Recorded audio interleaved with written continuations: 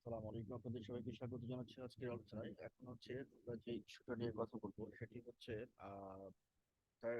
Third ইয়ারের, 7 college third ইয়ারের physical chemistry একটা পার্ট, দ্যাট ইজ হচ্ছে কেমিক্যাল কাইনেটিক্স। তো এটি হচ্ছে যে আপনাদের সেই পেজ।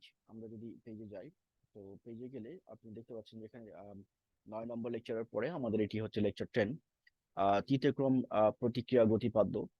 তো এটি হচ্ছে আহ আহ, তৃতীয় ক্রম প্রতিক্রিয়ার গতিবিদ্যা, বা হচ্ছে যে আপনার থার্ড অর্ডার রিয়াকশন যেটাকে বলি আমরা, তৃতীয় ক্রম রাসায়নিক বিক্রিয়ার গতিবিদ্যা আর কি। বা এটাকে আমরা এভাবে বলতে পারি, তৃতীয় ক্রম রাসায়নিক প্রতিক্রিয়ার বা রাসায়নিক বিক্রিয়ার বৈশিষ্ট্যগুলো লিখুন। দুইটা ভাবে কোশ্চেনটা আসতে পারে, একটা হচ্ছে গতিবিদ্যা আলোচনা করতে বলতে পারে, আর একটা হচ্ছে যে বৈশিষ্ট্যগুলো চাইতে পারে। তো আমরা এখানে যেহেতু হ্যান্ড নোট পেয়েছি, আমরা এই হ্যান্ড নোটটাই ফলো করবো। যেখানে হ্যান্ড নোট দেওয়া থাকবে সেটি হ্যান্ড নোটটাই ফলো করতে হবে, কারণ এটা নির্ভুল আছে, আমাদের চেক করা আছে। আর যেখানে হ্যান্ড নোট দেওয়া থাকবে না, যেটি বলা থাকে যদি যে কোনো বই ফলো করতে হবে, তাহলে সেটা সে কোনো বই, যে কোনো বই থেকে ফলো করা যাবে। আশা করছি বুঝতে পেরেছেন। তো আমরা এখন এখানে দেখতেছি যে যে সকল অ্যান্সারে যদি চলে যায়, যে সকল রাসায়নিক বিক্রিয়ার হার তিনটি ঘনমাত্রা পদের উপর নির্ভরশীল তাদেরকে তৃতীয় ক্রম বলে। যদি দুইটার উপরে নির্ভরশীল হয় তাহলে কি বলবো? দ্বিতীয় ক্রম বলবো। যদি একটার উপরে হয় তাহলে প্রথম ক্রম বলবো, তাই তো? তাহলে এখানে আমরা বলতে পারি, a chemical reaction is said to be of third order if its rates depends on the concentrations of terms, on three concentration terms. তো তিনটা পদ বা মাত্রার উপর ডিপেন্ড করলে তখন আমরা একে বলি থার্ড অর্ডার রিঅ্যাকশন। সাধারণভাবে তৃতীয় ক্রম বিক্রিয়াকে নিয়মিতভাবে প্রকাশ করা যায়। দেখেন এখানে 3A, তিনটা প্রোডাক্ট, মানে তিনটা বিক্রিয়ক থেকে প্রোডাক্ট উৎপন্ন হতে পারে। আর তিনটা বিক্রিয়ক থেকে প্রোডাক্ট উৎপন্ন হতে পারে। কিরকম বিষয়টা? ধরেন এরকম, আমরা যদি এটাকে একটু এক্সপ্লেনেশন করি বোঝার জন্য আর কি, আমরা যদি এটাকে বোঝার জন্য একটু বুঝতে চেষ্টা করি, একটু 1 মিনিট আমি একটু এটা সেট আপ করি, যে যে ডিভাইসটা, দাঁড়ান আমি এটা একটু এক্সপ্লেনেশন দরকার হবে। আচ্ছা, এখানে নিশ্চয়ই দেখতে পাচ্ছেন, আমরা স্ক্রিনটাকে একটু বোঝার চেষ্টা করি। এইখানে দেখেন, এই যেটা, এটাকে আমরা যদি ফার্দার এক্সটেনশন করি এরকম করে, যে a plus a plus a equal to product, বা যেটাকে আমরা বলছি উৎপাদ। হ্যাঁ, এরকম হতে পারে। আবার হতে পারে যে দুইটা একই রকমের প্রোডাক্ট প্লাস বি, এটা হতে পারে। আবার এ বি সি তিনটা মিলেও হতে পারে। তো টাইপ 1, ধরি একটি সাধারণ বিক্রিয়া 3A উৎপাদ। এখন প্রতিটি বিক্রিয়কের ঘনমাত্রা গ্রাম পার মোল পার লিটার। টি সময় পরে ধরি ঘনমাত্রা এক্স, তাহলে টি সময় পরে এর ঘনমাত্রা হবে কত? প্রথমে ছিল এ, আর টি সময় পরে হলো এক্স। তাহলে যদি আমি টি সময় পরে কত হয়েছে আমরা কি বলবো? প্রথমে যে ছিল সেটা, সেখান থেকে আমি যেটুকু টি সময় পরে সেটুকু বিয়োগ করে দেবো, তাহলে এ মাইনাস এক্স। ঠিক আছে? ভরক্রিয়া সূত্র অনুসারে টি সময় পরে বিক্রিয়ার হার হচ্ছে ডিএক্স বাই ডিটি। এটা এ এটাকে DX by DT proportional to A minus X, A minus X, A minus X. কারণ কি? কারণ হচ্ছে তিনটাই তো তিনটা যে বিক্রিয়ক, সে তিনটাই তো আপনার এ মাইনাস এক্স করে বিয়োগ হয়েছে, তাই না? ধরেন তিনটা মানে কি, এখানে 3A মানে কি, মানে এ এ এ, তাহলে তিনটারই তো আপনার টি সময় পরে এ minus X, A minus X, A minus x, এরকম সেপারেট ভাবে গেছে। বা এটাকে আপনি এভাবে গুণ করে দেবেন, 3 ইন্টু এ মাইনাস এক্স ও বলা যেতে পারে। তো এভাবে সেপারেট ভাবে দেখানো হয়েছে। তাহলে এখানে DT by D K by DT equal to হচ্ছে আহ কে হলো তৃতীয় ক্রম বিক্রিয়ার হার ধ্রুবকের বেগ ধ্রুবক। এখানে আমরা আচ্ছা আচ্ছা আচ্ছা, ঠিক আছে, সমস্যা নাই, এটাকে আমরা করতেই পারি। এ মাইনাস এক্স কিউব, ঠিক আছে, এটুকু বুঝতে পারছেন নিশ্চয়ই। এরপরে আমরা হচ্ছে এখান থেকে এই নিচের লাইনে যাই। নিচের লাইনে গেলে কে, তাহলে D X by K three. এখানে এখানে কিন্তু একটা জিনিস, এই লাইনটা একটা জিনিস কিন্তু ভুল আছে। বলেন তো কোন জায়গায়? এখানে একটু নোট কারেকশন করেন। এই যেখানে এখানে কে বসাই দিয়েছে ভুল করে, হ্যাঁ। এটা হচ্ছে এই যে এই জায়গাটা কে হবে না কিন্তু, এই জায়গাটা কিন্তু হবে ডিএক্স হবে। DX by DT equal to K3A-X, এবং K3 হলো তৃতীয় ক্রম বিক্রিয়ার হার ধ্রুবক। যদি K1 হতো তাহলে প্রথম ক্রম, K2 হলো দ্বিতীয় ক্রম। ঠিক আছে? তাহলে এখানে এটা কারেকশন করে নিতে হবে। এই ধরনের ভুল লিখলে কিন্তু পরীক্ষা একদম জিরো দিয়ে দিবে, একদম জিরো। এই নোটটা যেহেতু প্রিন্টেড অবস্থায়, তো প্রিন্টিং মিস্টেক এটা। তো এইটা, এগুলো দেখে দেখে পড়তে হবে। ফিজিক্যাল কেমিস্ট্রি এই জন্যই কঠিন, হ্যাঁ। যে নোটগুলো থেকে হুবহু পড়ে ফেললেন, আপনি জেনে যে আপনি নিজে পারেন, খুব ভালো বুঝেন, এরভাবে দেখে পড়ে ফেললেন, একদম পুরো জয় বাংলা হয়ে যাবে রেজাল্ট।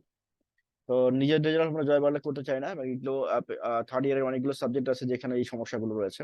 তো এখান থেকে এখানে DX by DT equal to হচ্ছে K three A minus X, যে এটা এ মাইনাস একটা দুইটা তিনটা সেজন্য থ্রি, আর কে থ্রি হলো তৃতীয় ক্রম বিক্রিয়া বেগ ধ্রুবকের সমীকরণ। তাহলে ডিএক্স বাই এই যে এখানে এ মাইনাস এক্স কে নিচে নিয়ে আসা হচ্ছে, আর গুণ করেছি। 3 নম্বর সমীকরণ উভয়পক্ষে ব্যবকলন করে সমাকলন করে পাই। তাহলে সমাকলন করলে দেখেন 1 ডিভাইড বাই ডিএক্স কে করলে 1, আর এ মাইনাস এক্স কে করলে 2 - 1, 3 - 1 মানে 2, তাহলে এই যে 2 আসলে পাওয়ারটা নিচে চলে আসবে, আর এ মাইনাস এক্স 2, আর কে থ্রি টি, আর হচ্ছে এখানে i3। এটা নিশ্চয়ই বুঝতে পারছেন, এটা নিয়ে মানে বোঝার কথা, কারোর কারোর কোনো প্রবলেম থাকার কথা নয়। জাস্ট সমাকলন মানে কি ইন্টিগ্রেশন করেছি আমরা, হ্যাঁ। ইন্টিগ্রেশন করলে কি হয়, পাওয়ার মাইনাস হয়ে যায় না, 3 - 3 মানে যদি এরকম যদি 2 পাওয়ার থাকে তাহলে 2 - 1 ইকুয়াল টু 1 হয়ে যায়, হ্যাঁ। সেই জন্য তো এখানে এটা তো এখানে i3 হলো সমাকলন ধ্রুবক, t equal to zero, t equal to যদি জিরো হয়, টি ইকুয়াল টু যদি জিরো হয় তাহলে এই পুরো টার্মটা জিরো হয়ে যাবে, তাহলে i3 ইকুয়াল টু 1/2a², হ্যাঁ। টি ইকুয়াল টু জিরো হলে টি ইকুয়াল টু যদি জিরো হয়, দাঁড়ান এখানে একটা জিনিস একটু ঝামেলা মনে হচ্ছে, এটা printing mistake. T equal to zero হলে টাইম যদি জিরো হয়ে যায় তাহলে আপনার কিন্তু হচ্ছে যে এই যে টাইম জিরো হলে কিন্তু কনসেন্ট্রেশন তো আর হবে না, তাই না, তাহলে এক্স ইকুয়াল টু জিরো হয়ে যাবে।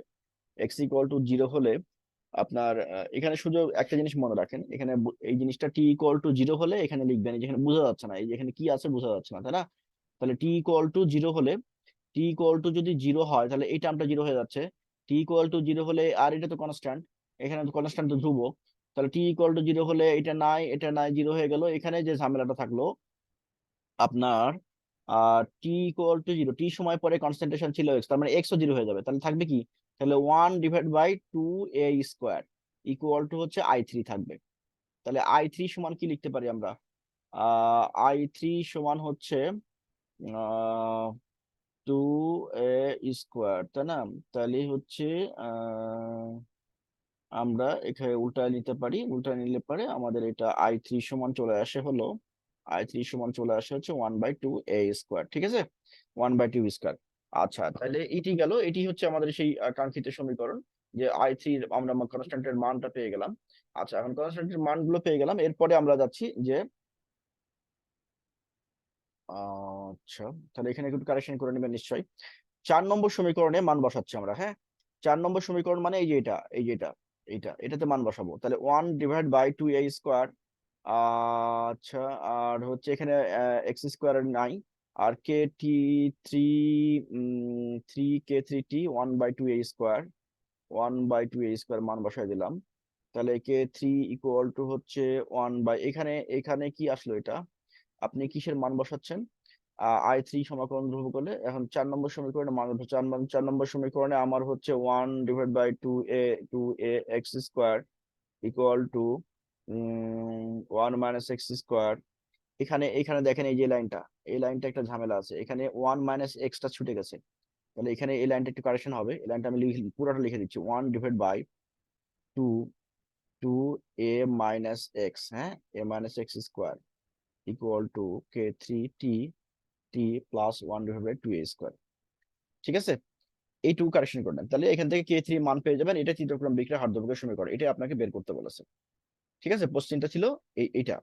এরপরে আমরা দ্বিতীয় কোশ্চেনটার দিকে যাই। বলছে যে তৃতীয়ক্রম বিক্রিয়ার রাসায়নিক বিক্রিয়ার বৈশিষ্ট্যগুলো লিখতে হবে। তো বৈশিষ্ট্যগুলো এখানে দেওয়া আছে মনে হয়, এটি তৃতীয়ক্রম বিক্রিয়া এই পর্যন্ত লিখলেই হবে। এই যে তৃতীয়ক্রম বিক্রিয়ার হার ধ্রুবকের যে সমীকরণ আমরা পেলাম, এই পর্যন্ত পরীক্ষার হলে লিখলেই হবে। আমরা এখান থেকে এই অংশটুকু দেখতে পাচ্ছি। দেন হচ্ছে টাইপ 2 ধরনের বিক্রিয়া, এখানে 3 ধরনের। আপনার যদি পরীক্ষায় এরকম বলে কোশ্চেনটা আসে, আপনাকে কি সবগুলো দেখাতে হবে কিনা, উত্তর হচ্ছে সবগুলো দেখাতে হবে না, আপনি এই তৃতীয় ক্রম বিক্রিয়ার যে পর্যন্ত দেখাবেন তৃতীয় ক্রমের জন্য, হ্যাঁ। তো এটি এইভাবেই করতে হবে, এবং এইটা হচ্ছে যে এই যে এইটা এক ধরনের দুই বা ভিন্ন ধরনের একটি তৃতীয় ক্রম বিক্রিয়ার সমীকরণ, যে কোনো একটা ফলো করলে হবে, বা তিনটাও পড়ে রাখতে পারেন, কারণ পরীক্ষায় আসলে স্পেসিফাই করে বলে না, খালি বলে তৃতীয় ক্রম বিক্রিয়া সমীকরণ। বাট আপনারা তিনটার জন্য প্রিপারেশন দেখেন, সবগুলো নিয়ম একই, হ্যাঁ, একইভাবে হবে। সুতরাং এইটুকু আপনাদের হোমওয়ার্ক থাকলো, এই আগেরটার অনুসারে একটু দেখে নেবেন, টাইপ 2 এবং টাইপ 3 একই রকম সিস্টেমে এটা করা হয়েছে। আচ্ছা, যদি কেউ না বুঝেন তাহলে আমাকে জানান, তবে আমি আমার রিকোয়েস্ট হচ্ছে যে আপনারা একটা খুব ভালো করে পড়বেন, যাতে করে পরীক্ষায় যেটা আসবে সেটি যেন আপনি লিখতে পারেন। এই যে এটি তৃতীয় ক্রম বিক্রিয়ার সমীকরণ এই পর্যন্ত, 6 নম্বর সমীকরণের নিচ পর্যন্ত এটুকু পড়লেই কিন্তু হয়ে যাবে। আচ্ছা, কেউ বেশি পড়তে চাইলে পরের গুলো পড়তে পারেন। আচ্ছা, এরপরে আসে তৃতীয় ক্রম বিক্রিয়ার অনেক উদাহরণ আছে, মানে বৈশিষ্ট্যগুলো। 1 নম্বর বৈশিষ্ট্য, 1 নম্বর হচ্ছে গ্যাসীয় বিক্রিয়া। গ্যাসীয় বিক্রিয়ার ক্ষেত্রে তৃতীয় ক্রম বিক্রিয়া এখানে দেওয়া আছে, দেখেন যে কোনো 2টা বা 3টা মুখস্থ করে নেবেন। দ্রবণের বিক্রিয়া, দ্রবণের ক্ষেত্রে কি হয় সেটি দেওয়া আছে। আর হচ্ছে, আর এখানে আমরা তৃতীয় ক্রম রাসায়নিক বিক্রিয়ার অনেকগুলো বৈশিষ্ট্য এখানেও আছে, যেমন তৃতীয় ক্রম বিক্রিয়ার বৈশিষ্ট্যগুলো কি কি, এগুলো হচ্ছে উদাহরণ। যদি আপনাকে বলে যে থার্ড অর্ডার রিঅ্যাকশনের উদাহরণ লিখো, তাহলে পরে বা টিকা লিখো তৃতীয় ক্রম বিক্রিয়া, তাহলে এই পর্যন্ত লিখবেন।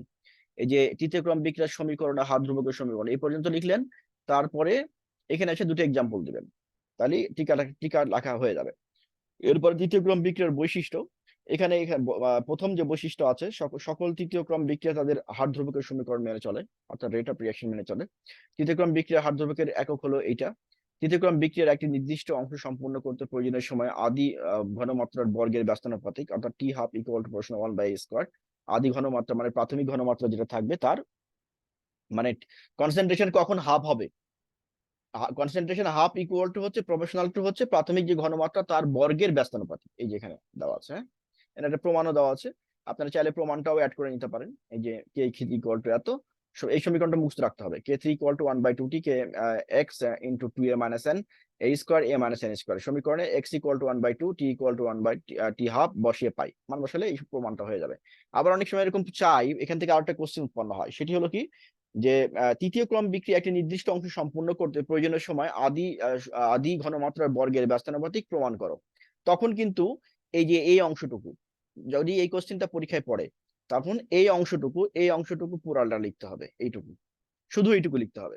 মনে রাখেন, যদি আপনাকে কোশ্চেন বলে, কোশ্চেনটা এরকম হয়, মানে প্যাচ মারা কোশ্চেন, যে প্রমাণ করো যে টি হাফ প্রপোর্শনাল 1/a স্কয়ার, এটা বলতে পারে।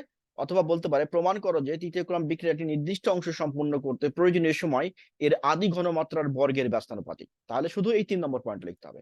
আশা করছি বুঝতে পেরেছেন, এটা দ্রুত কমপ্লিট করে নেবেন, দেন হচ্ছে পরের লেকচার 11 নম্বর লেকচারে চলে যাবেন, ঠিক আছে।